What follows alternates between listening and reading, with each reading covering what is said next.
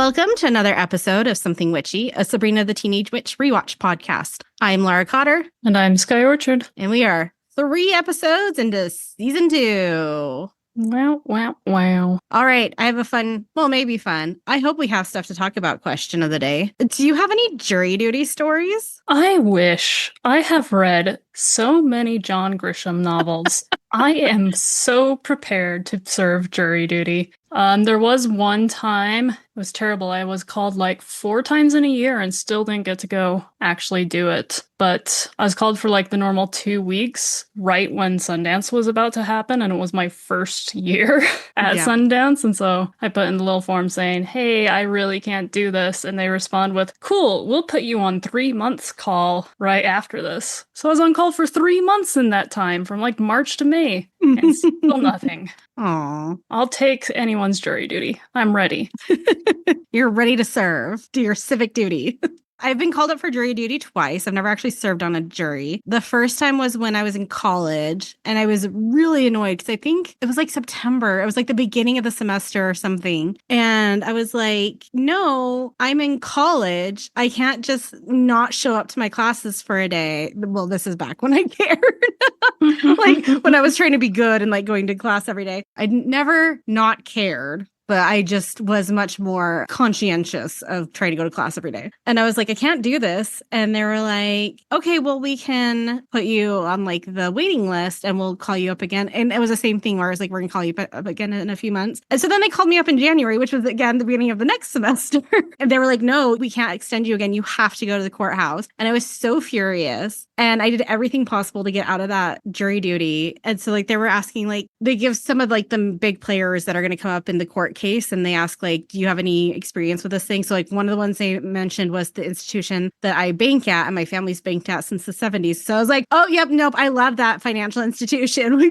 My family's been going there for decades. And then there was something else, and somehow I related that to like what my dad's work was. And then the last one is always like, okay, and is there anyone here that for whatever reason can't serve? And there was like a mom who said like she didn't have childcare. And so I stood up and I was like, I am paying for classes that I am not attending right now. And this is not a good use of my college tuition. I was on scholarship.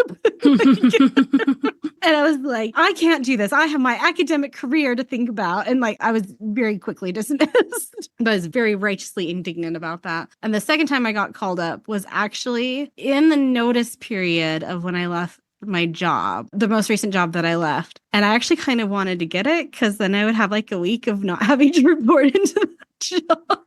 And I was not selected, but I do have a story from my mom that I called and asked her if I could share and get more details on. And she said I could share it. So this is like the late 80s, early 90s. And my mom got summoned for jury duty. And I'm not going to get to the details of the case, but it was a family suing a car manufacturer for what they believed was a defect that caused a very serious injury to their family member. So my mom's there in the room and they're kind of laying out just like the basic, like that they said that part of the case. And I'm not going to say what the car manufacturer was, but I will say that it's an American made brand. They're asking like, is there any reason anyone feels that they cannot be impartial in this case? And my mom raises her hands and she's like, me? And they're like, okay, we'll go step out in the hallway. She's waiting out in the hallway and like other people get sent out and they get called in one by one into the judge's chambers to speak to the prosecuting and defending attorneys. They're like, okay, ma'am, why do you feel like you can't be an impartial juror? And she's like, because I own a car by this same manufacturer. And there was a period of time where my mom was having to go in every 2 weeks to get the brakes worked on. Oh, gosh. And they kept trying to tell her that it was her fault and that she wasn't using the car correctly or she wasn't driving correctly. They spent over like $10,000 trying to fix this car. It later came out that this was a known problem with the car, these brake issues. And so my mom says all of this and she turns to the defense lawyer for the car manufacturer and is like, your company is responsible for every car you put on these roads. If you're getting notifications from dealerships and from repair centers that they're saying the same issues over and over and over again, you are 100% responsible for anything that goes wrong with those vehicles. And if I was on this jury, I would absolutely find you guilty. And by the way, I want my $10,000 back.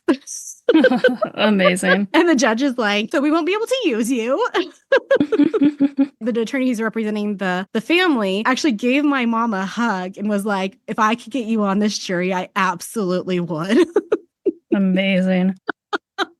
Now I'm even more upset because I haven't even gotten to go to the courthouse and be asked. I just have to call this stupid number every morning to say, no, we don't want you. Oh, I don't think they do that anymore. The most recent one I had was just Zoom. Interesting. And it wasn't even like Utah at that point in time, because this was 2022. So Utah was well into pretending the pandemic hadn't existed anymore. Yeah, I think my last was 2019. Maybe one day I'll get to step into the courthouse for the joy of jury duty. Oh, is it a joy? I don't know. I think depending on where I'm at in my life, if I'm not stressed out or going through other things, then I'm like, really? I have to take 2 weeks off my life for this? You don't worry at all that you would make the wrong decision. That's not a thing that concerns you. No, I haven't thought that far, not gonna lie. Okay. It's been romanticized to me about how fun it must be hearing all these cases. I blame John Grisham, but I also love him. My mom was on another jury, and they did find the person that was being sued not liable. And then another one, her best friend was called up as a witness for a vandalism case. She was the one who drove her best friend there and like sat in the room, and the judge is like, excuse me, who are you and why are you here? Anyway, jury duty stories. Or lack of stories in some people's cases. Maybe you'll get one. Hopefully you'll get one. I did worry that we wouldn't have anything to talk about because I don't really. That's why I asked my mom. Because I was like, at least I can tell her story. Thank you, Pam. All right. Should we do this episode? I guess we should. So our episode title is Dummy for Love, and we are officially off of Hulu. I know. I tried to watch it today on there for the no ads, and no, I used my DVDs because I also heard it's on Pluto TV, but like you can't choose which episode you're going to watch. And then I spent 2 minutes trying to figure it out. I was like, no, I have the DVDs. We're just going to go this route. Ooh, we could turn this podcast into just Russian roulette of what episode are we watching? You know what? Not maybe a bad idea. So this is the true TV Guide description. This is not the Hulu description anymore. Sabrina finds out that her vice principal, Mr. Kraft, has a crush on Hilda and sets the two up on a date. But Hilda can't stand him, so Sabrina turns her into a dummy and follows them on the date. Thanks to Hilda, Zelda must do community service in the other realm. I don't like the TV Guide descriptions. This originally aired October 3rd, 1997. Gary Halverson's back as our director. And we have a new writer. It's Holly Hester. She has written for things like Grace Under Fire, The Drew Carey Show, Melissa Joan Hart's other show, Melissa and Joey, and recently Last Man Standing. We have a few guest stars. Patrick Thomas O'Brien is Cupid. He is from The Curious Case of Benjamin Button, Night Court, the original and the reboot of Saved by the Bell, Baywatch, Married with Children, Win a Date with Tad Hamilton, which is a movie I completely forgot existed. Oh, yeah. He also played the Index Man in Meeting Dad's Girlfriend. So he got a promotion and now he's Cupid. Michael Sneary is Kirk. He was in Saved by the Bell, The New Class. We have Jeremy Weand as the geek, which I'm not even sure who this geek is. Isn't it the one that Kirk accuses of pinching his butt? I mean, I didn't really get nerd vibes, but okay. The voice was sort of nerdy or geeky. Okay. He was in Clueless, Sister, Sister, and Boy Meets World. Marty Belafsky is the other student, the one with the newspaper. He was in Newsies, Step by Step, The Wonder Years, and Men in Black 2. Sandra Kinder is the waitress, and she was in ER and Ellen. David Cederholm is Randy. He was in The Hunt for Red October, which as I was typing these up, I was like, wait, is that the one where the boys build the rocket? No, that's October Sky. I always get those two mixed up. They are very different movies. Do not watch The Hunt for Red October expecting to be watching October Sky. Yes. He was also in Married with Children, Friends, Ellen, and Mama's Family. Have you ever seen Mama's Family, Sky? I have not. Oh, it is just a gem of a show with Carol Burnett and Vicki Lawrence. And it's just, I used to watch this with my mom all the time when I was younger, and it's amazing. Put it on my list. Yes, like if you can just watch one episode, it's really good. We have Ichiro Bano as the sumo wrestler, and his only other credit was from something called Body and Soul, where he was also a sumo wrestler. So I actually asked Stephanie, because Stephanie follows sumo wrestling, and I was like, hey, was there ever a wrestler with this name in the 90s? And she was like, oh. I searched the internet. I asked Stephanie, if anybody else can prove me wrong, please let me know. But it looks like this is just a guy who had 2 credits for sumo wrestling, and that's it. I'm sure he did other things with his life. I'm not trying to imply that his life was meaningless beyond that. His television career. His television career was very short-lived.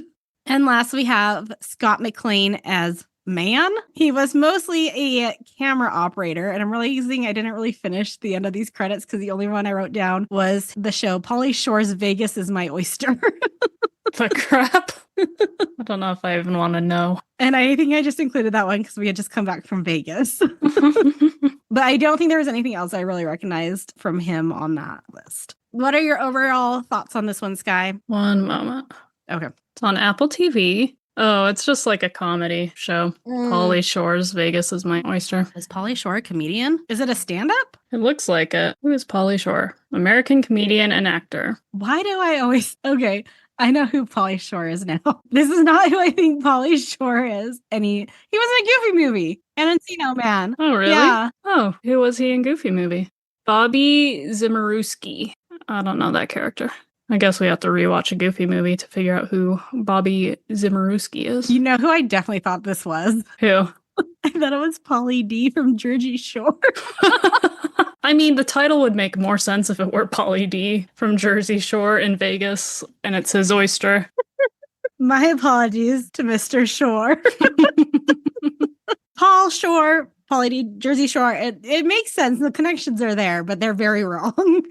Scott McClane, 1 degree away from a Goofy movie. Okay, what are your overall thoughts on this episode, Scott? Oh, yes. Sorry, I don't know how to transition from that. It's called Twinkles, and then just say, what are your overall thoughts? Do you want me to say it again? For editing's sake, it will be much easier. Just leave this one unedited. Let's just go full raw. I mean, we could. People could realize how many times we say and breathe loudly. It's the inhales, actually, that get us. I have to take deep breaths, okay? Maybe I'll leave this part in. What are your thoughts on this episode, Sky? Oh my gosh. You know how on some TV shows you have like Monster of the Week? Yeah. I feel like Sabrina is Lesson of the Week. Oh, yeah. And yeah, this was just like another fun little Lesson of the Week. Hijinks ensue, not necessarily overall plot driven at all, but a good time. I feel like that's all TGIF/teen shows of the 90s. They were always like, what's the lesson this week, kid? In fact, there's a kind of a meta joke in Boy Meets World about this. And I know this is not a TGIF Boy Meets World podcast, but it is. For reasons I won't get into, there's a show within a show where there's a show called Boy Gets Acquainted with the Universe within the Boy Meets World universe. And there's like a behind the scenes moment where the actor who plays Corey is playing the Corey equivalent in this show within the show. He's reading the script and he stops at one point and he's like, we're doing this storyline again? How can he learn so much every week and still be so stupid? And it's funny because it's so true of these TGIF shows. Like, we are going to get a, don't lie to your parents, don't sneak out, don't try to break the rules, don't try to cheat us. Like, we're going to get those storylines so many times, especially during the high school years. It's just how it was. All of them had the same repetitiveness to them. Yeah. The one thing I noticed about this episode is that, especially compared to the season opener, Sabrina's magic is pretty advanced in this one. Been reading her handbook after camp. And yet we get no mention whatsoever of the handbook or the quizzes or a witch's learning permit or license. Or, cutting back time from Harvey. Oh, yeah. I mean, I guess they're not. No, yeah, they're definitely still talking about boyfriend, girlfriend. Yep. There we go. Plot points have already been abandoned. We will see if they come back. Our cold open. Hilda and Salem are in the kitchen surrounded by toaster waffles, which are Whittles Waffles brand. They're trying to win the Great Waffle Sweepstakes by finding the golden waffle. Zelda asks Hilda to send a letter through the toaster when she's finished. She's been called for Witch's Council duty and needs to postpone it. Hilda promises she'll send it. As she leaves, Zelda suggests the solid gold waffle might be in a heavy box. Very astute, Zelda. So Salem says he's had 30 waffles, which is something he never wanted to know about himself. Whittles waffles are clearly frozen Belgian waffles, because Zelda mentions Belgium there. And the range of weight for a frozen Belgian waffle is anywhere from 2.4 ounces to 5 ounces. So if Salem were eating 30 waffles in the 2.4 range, he would have gained 4.5 pounds, which would probably be half his weight if he is the healthy cat range of 8 to 10 pounds. Now, if Whittles waffles are in the 5 ounce realm, it would have been 9.3 pounds of waffles. So he would have eaten his entire body weight in waffles. Some fun little waffle math. I'm going to guess a 2.4 ounce range. They look like Eggo toast. Like they look like the small Eggo toaster waffles. And then Salem also says, I don't have to do witch's duty anymore. That's just one of the perks of being a felon. He also tells Hilda to get the camera at one point as he balances a stack of waffles on his head. I missed the waffles. Did you see that? I think I was too busy looking up the weight of an average frozen Belgian waffle. This is why you pause, Sky. You have the ability to pause. It's not live TV. I paused. And I went back several times, but I managed to miss the waffles on the head. Did you notice Hilda's shirt in this scene? No. So it's black with white and red lettering, and the white and red lettering says all over, and the print all over is all over the shirt. I stared at it for maybe longer than I should have, just trying to decide if it was being clever or just random. I would hope to be clever in that. Our outfit intro is some sort of Western saloon girl, but not really saloony. I don't know. But then she says, why don't you come and see me sometime? But call first. That was an intro. I have some I enjoy. I don't know if this is one of them. I was also very confused by the horse jockey one, where she is a jockey, but she acts like a horse. I feel like this is on the same level as that one. I'm not quite sure what it's saying to me. The jockey horse is giving some hobby horse riding vibes. Did you enjoy the Instagram reel I sent you today? Yes, I'm never gonna not get these from you. Never. Valerie and Sabrina are walking down the hall, and Valerie swoons over Kirk. She asks Harvey to tell her about him. Harvey offers that he thinks he gets athlete's foot a lot, and this really turns on Valerie.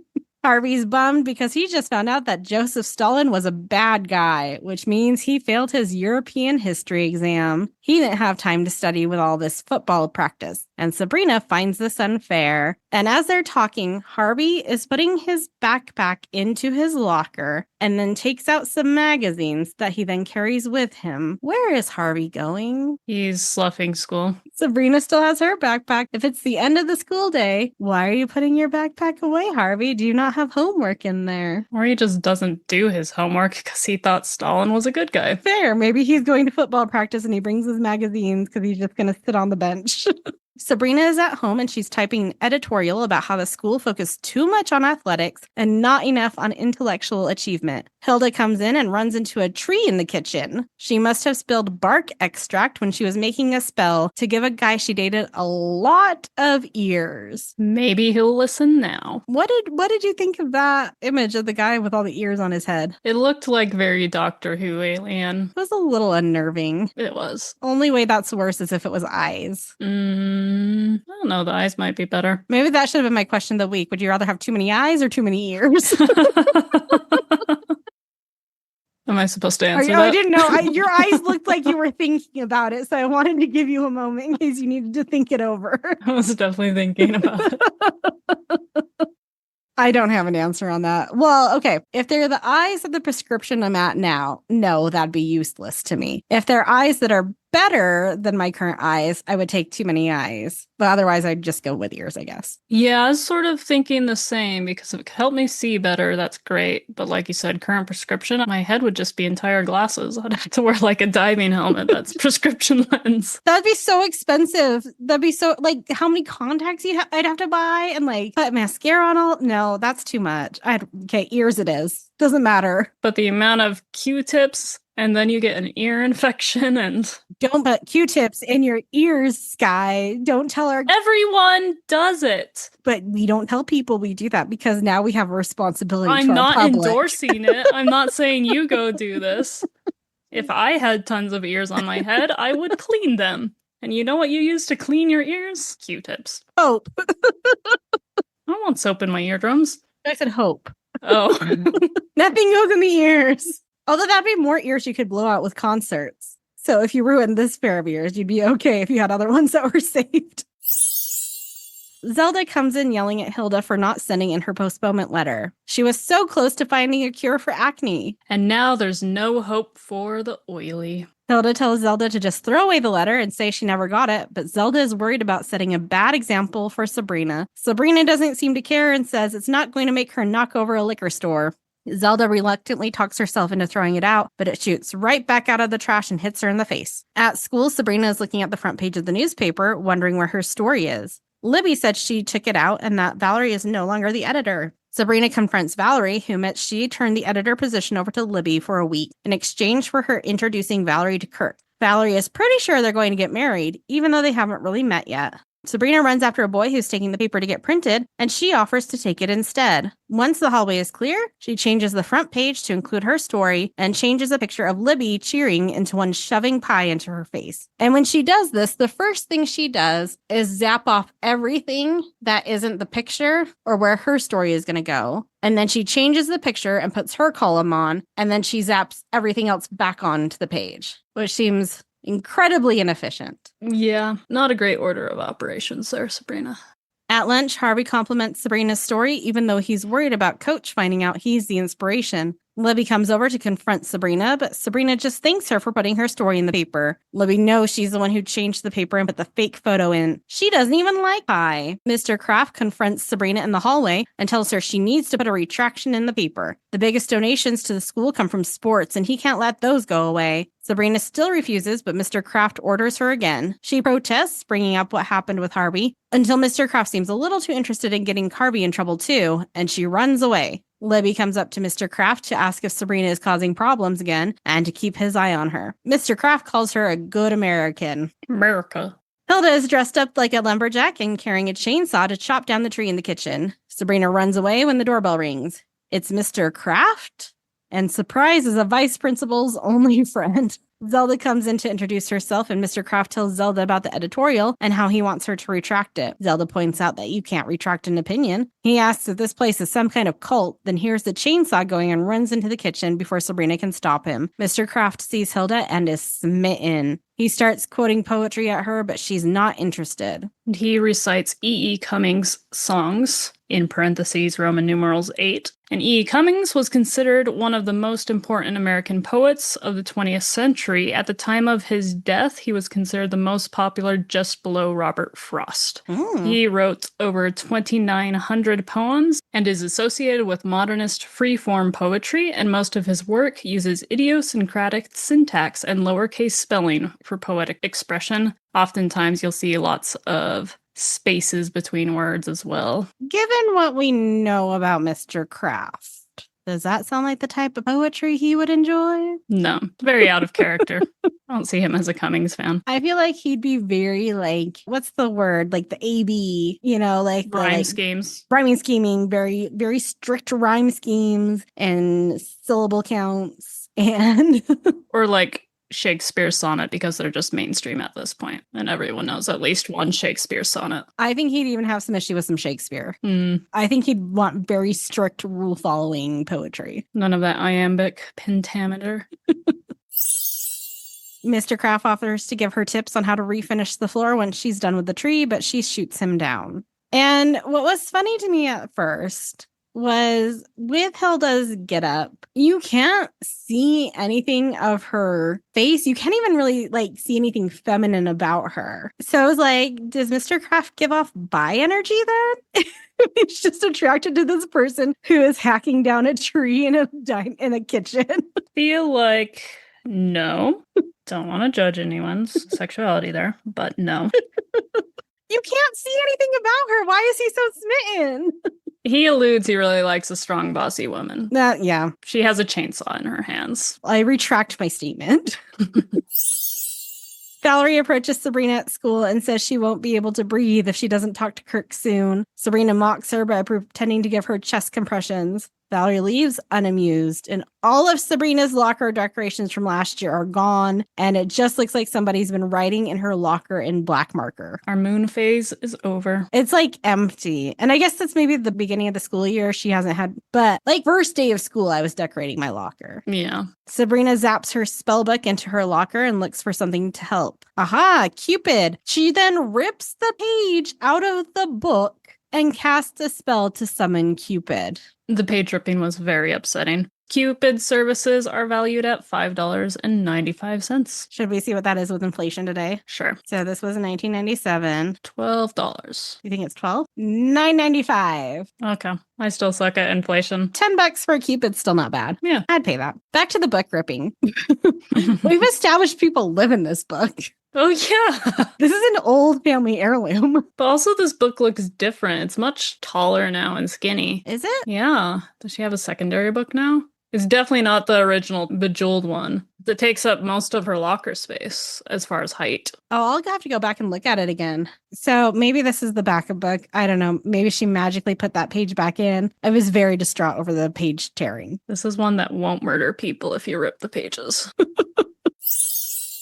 Sabrina points out Kirk and Valerie and tells Cupid to make them attracted to each other, or rather Kirk attracted to Valerie because Valerie's already there. Cupid shoots the arrow after Sabrina pays him, and Kirk immediately yells at another boy for touching his butt. But then he spots Valerie and approaches her, but she can't remember her name. Valerie excitedly tells Sabrina at lunch that Kirk has asked her out. Meanwhile, Harvey's hat has returned as he winces in pain because of football practice. Coach found out that Harvey was Sabrina's inspiration for the editorial, thanks to Mr. Kraft. She starts to think that maybe she should write a retraction. Libby gives Sabrina her next assignment to transcribe the lunch menus. She's not allowed to write editorials anymore. In retaliation, Sabrina zaps pies into Libby's locker so they fall on her when she opens it. Mr. Kraft immediately blames Sabrina and gives her detention. Sabrina tells him that would really upset Hilda, especially because she likes him so much. Mr. Kraft immediately retracts the detention and gloats about Hilda liking him. And I hate Libby's outfit in this scene because she looks like that black and blue bird that puffs itself up into a semicircle and like bounces around and do like its little mating dance. And I think it's called a Vogelkopf. I did just Google it because I was like, what kind of bird is that? And what the crap is this bird? You've never seen this bird before? No, this was my first time, and it looks terrifying when it's fluffed up. Can you please find a quick video of it doing its little bouncy dance? Yes, one moment. Was thought to be the same species as the one found It looks like it has a little black hat on top of its tiny little eyes there. It doesn't really bounce. I was thinking of a different bird that bounces, but it definitely like skitters around. It does like a little two-step. Doing its little like, get with me, ladies. Yeah. Yeah, but Libby has on a black leather jacket and I think black pants or a black skirt and then this like bright blue shirt on. And first of all, it just makes her makes her body look weird. It like distorts her body and then it makes her look like one of these birds. So dislike that outfit. Sabrina is begging Hilda to go out with Mr. Kraft, but Hilda keeps refusing. She tries to read her magazine, but Sabrina zaps herself into one of the ads, still yelling, please. Hilda keeps refusing and finally tries running away, but Sabrina zaps a bunch of heads around her, all saying, please. Hilda finally successfully runs away. The phone rings, and it's Mr. Kraft asking to speak to Hilda. Sabrina zaps her throat to speak in Hilda's voice and agrees to go on a date with him. This is where I was like, wow, her magic's gotten really advanced. Like she did the like popping into the magazine thing. She did the head floating thing. She did the disguising her voice thing. Like she's done some good magic in this episode. That she has. Sabrina is in her room and summons Cupid again as he's putting baby powder in his diaper. She asks to make Hilda temporarily attracted to Mr. Kraft. Cupid tells her she needs Hilda to fill out a release form to avoid a lawsuit. Sabrina realizes it won't work and dismisses Cupid. Which Salem then offers, I could go instead of Hilda. You know me, any excuse to wear taffeta. Instead, she searches the magic book for a different spell and comes across one that makes your friend into a dummy, aka a Charlie McCarthy. Which that is a creepy ventriloquism doll. There's a little monocle. The hair on that dummy is real human hair. Fun little tidbit. That's what makes it special. Or something. Makes it haunted. That spell is perfect. Sabrina will sneak along on the date and talk for Hilda. Sabrina asks Salem to distract Zelda for her. He eagerly agrees as he's been meaning to talk to her anyway. And Sky, did you miss the cauldron on her desk? I didn't realize we saw her desk. The cauldron seemed bigger. Maybe as her magic grows, the cauldron grows. How big was the cauldron they originally gave? I know people who are listening aren't going to be able to see Sky hold up their hands, but how big was the cauldron they originally gave her? It was actually pretty small there, and so... Like the top of it, was it this big around, like the top of it, would you say? We're just holding up our hands on Zoom. Smaller than a frisbee as far as diameter. Yeah, okay, then maybe it's the same. It was like, I would say it's like maybe 8 inches in diameter. I do like that analogy I just came up with, though, that the cauldron will grow as her magic grows. So when she becomes a fool witch, she can make a fool potion or put a whole desk in that frickin' cauldron instead. Definitely still had pens and scissors in it, so sorry. It's probably best for my mental health I didn't notice. The scene flips to Salem telling Zelda he wants to show her a new side of himself now that she's on the Witches' Council. She said she can't get his sentence changed, but he ignores this and starts talking about all the ways he's improved, showing her photos, including one of him with Mother Teresa. Do we need to tell the kids who Mother Teresa is? I don't think so. Okay, cool. Google exists. We've given explanations for so many other people. Where do we draw the line? We have no rules, just like magic in this show. There's no consistency to this podcast. Hilda is leaving the house to go to the gym when Sabrina tries to stop her, including breaking down into fake sobs about how awful it is to be a teenager. Meanwhile, Zelda is still leafing through the fake photos. Salem then breaks down sobbing and admits to the fraud. He just doesn't want to be a cat anymore. Zelda finally agrees to put in a good word at the council, and then she spots a photo of Salem with Sherry Lewis. Take it away, Laura. I'm pretty sure I've already done a tangent about Sherry Lewis. I feel like I've done this already on the podcast, and I can't figure out why or when it would have been, but I'm pretty sure I've talked about how Mallory Lewis, Sherry Lewis's daughter, now has her own Instagram and TikTok, and she pulls out the puppets and does the voices for them. And I think I stumbled on her like a year or two ago, and it was like a moment where I really needed it. And like to hear like anti-Trump stuff coming out of Lamb Chop's mouth is just so soothing to my soul. But yes, Sherry Lewis is a gem, and she definitely would have been terrified by the Salem puppet. Yes. I do like that they keep pulling in these references to like other dummies and puppets. Oh, that is true in this episode. I didn't think about that.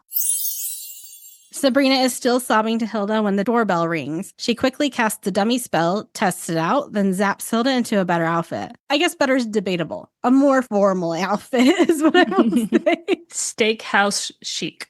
She has Hilda open the door for Mr. Kraft, then hides and talks for her. As they leave, Sabrina rushes out the door behind them. They've arrived at the restaurant, and Mr. Kraft remarks on how quiet Hilda was in the car. And there's a poster that says, Custer Steakhouse. You won't be able to stand after eating our 32-ounce ribeye. I like the pun. I wish I had noticed it in the episode. Like they focus on the poster at the beginning of the scene.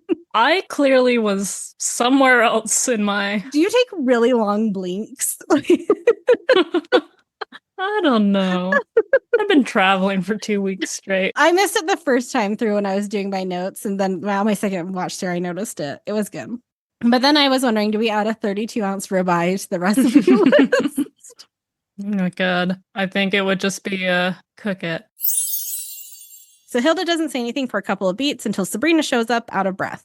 Hilda and Mr. Kraft sit in a booth with Sabrina behind them. A waitress shows up at Sabrina's table, and Sabrina is forced to talk, which means Hilda interrupts what Mr. Kraft is saying. The date progresses with Mr. Kraft telling Hilda about his pretty pathetic life, including that his ex-wife and brother probably hooked up and he's living with his grandmother. He finally asks Hilda about herself, and Sabrina has her say that she wants Mr. Kraft to stop being mean to Sabrina and Harvey. He protests, but Hilda angrily tells him to just promise to quit it. He agrees and admits he likes how forceful she was, which kind of reminded me of the gross Roland remark in the season 1 finale about the like, nag, nag, nag. I don't really like it. Like that gross remark. Mm-hmm.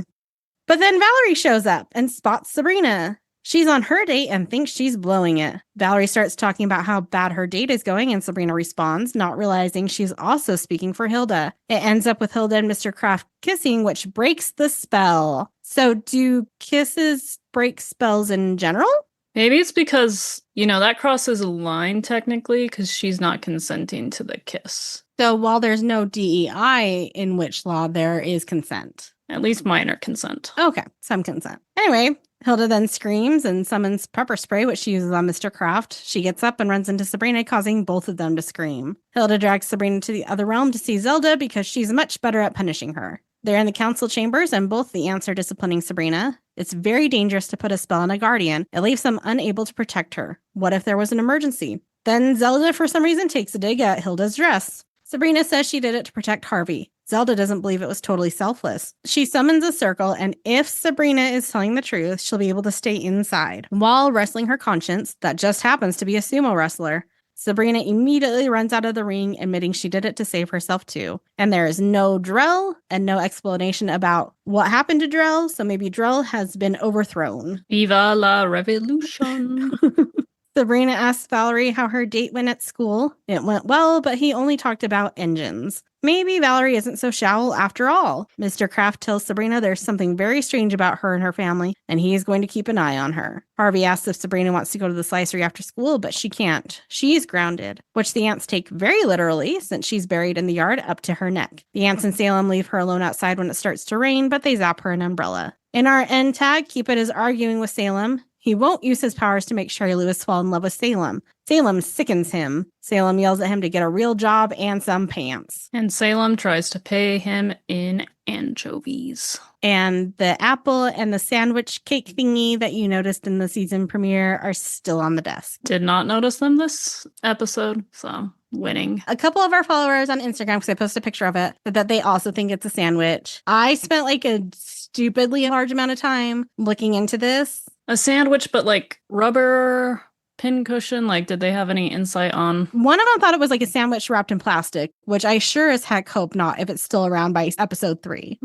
I understand how this logic that I'm going to tell you doesn't work, but it's the best logic I can come up with. So like I Google searched, it looks ceramic to me. Like it looked a little shiny. And given that the apple was definitely ceramic, I was thinking like, and there was like an egg that was ceramic. I was like, oh, maybe it's like arts class crafts. And there are apparently a lot of middle school kids out there who make ceramic cake slice trinket boxes. And literally the only thing I could pull up on Google that was like ceramic that has like a little berry on the top, which makes me think it's like some sort of pull or handle to open it up. It's the only thing I could come up with. And I know it's cut weird, but then I was like, maybe Sabrina's just really bad at ceramics. I'm pretty sure I sent you a link. Oh, you might have. It was late at night because, like I said, I spent a stupid amount of time looking into this. And I think it was like around midnight. Probably opened it and then just immediately closed it. Isn't that a great theory? If somebody has a different theory, it does look like a sandwich, but the thing I keep getting hung up on is the little strawberry looking thing on the top. That makes me think it has to be some sort of a box. I did look up how to make them. Ooh, craft time? Craft. I do have on my bingo card that I need to host another party at some point. So yeah, we can add that to our link tree. Everyone make a cake box with us. Ooh, yeah, let's make it a group project, a podcast group project. Let them eat cake. Or make cake. Don't eat the ceramics either. That is not endorsed by this podcast. What happens if you eat ceramic? Like not when they're not dried. I'm thinking like just the clay. I think it's just sort of the same effects you'd have if you had a pica. I don't know what pica. It's where you... Oh, that thing. Yeah, okay. Eat dirt and rocks and clays and other stuff. I don't eat dirt, so I don't know how that feels. I'm imagining sort of gritty. Never too late to find out. Actually, the more dirt you might have consumed as a child, the better your immune system probably is. I've probably definitely eaten a rock as a child. Like, not on purpose, but I've definitely probably gotten rocks in my mouth, like, by just, like, falling on the ground.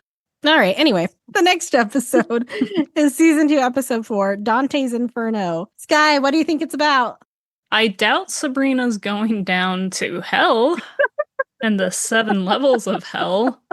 That could be fun, though, if we were doing a true Dante's Inferno. I'm trying to think of a situation that would be similar to that. Do you want a hint? I guess. I'm not coming up with much besides actual plot of Dante's Inferno. Dante is a boy. Oh, gross. I'm going to say he's a hot-headed boy. Dante, the hot-headed boy, causing Sabrina to learn a lesson next week. All right. We will go with that and see if you're right. In the meantime, you can like, share, rate, and subscribe to this podcast. We would love that if you would. Keep telling your friends. Tell everybody, tell your mailman, tell the person who does your hair, tell your dentist, well, especially why they have their fingers in your mouth. Mm-hmm. I'll definitely understand you as you tell them about us. Dentists will. They know. You can email us at somethingwitchypod@gmail.com. We still have a whole bunch of stickers that we've started to give out to people. So who knows how you might earn a sticker from us. Listen to an episode with a friend. Take a photo as proof. Send it in. Sticker. There's no accountability for this process. Or you can buy into our cryptocurrency that I created after last week's episode. Oh my gosh. I sent this guy a picture of a Salem coin, meme coin cryptocurrency. Are you going to post that? It's AI art, and I feel weird about AI art. But at the same time, I'm like, it's cryptocurrency. It's already scummy. And also, I don't know how to do any sort of art programs whatsoever. And I don't want to, for what I would actually have to pay an artist, I would assume would need to be around $100. And I just can't pay $100 for a joke. If you want to look at that Instagram post, make your own art from it. We'll share it out on our Instagram and send you a sticker. And if we get no submissions, then I'll share mine. We got to show them ours, right? Okay, I'll still show you ours. Yeah, I apologize to all my artist friends who are going to be very disappointed in me. I'll draw one as well with crayons. So that's why you should follow us on Instagram at somethingwitchypod. That was a great segue. We also have a TikTok that Sky never posts to at something.witchy.pod, but I still get notifications that people have followed us because Sky never checks the notifications. So I keep getting emails about it. There's something called filters you can establish so they will leave the inbox. I keep meaning to do that for you. I repost videos sometimes. Maybe I'll just start taking videos of the cats and that's all that goes on. I love that idea. We're very close to 100 followers on Instagram. And maybe if we get 200 followers on Instagram, we'll do something special. I'll think about it. Until next time. Stay magical.